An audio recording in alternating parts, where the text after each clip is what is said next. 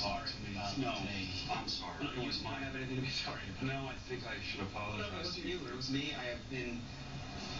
I just think we have some... Okay, I'm going to talk, then you talk, okay? Okay.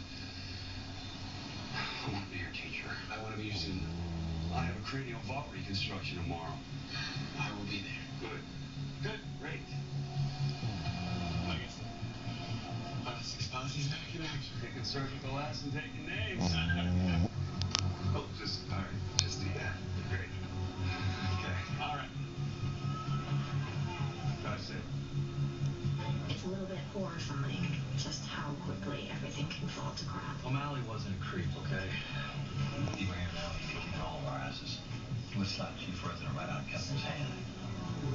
I just don't like thinking about it because I have to think about this and then I get all sad and sappy and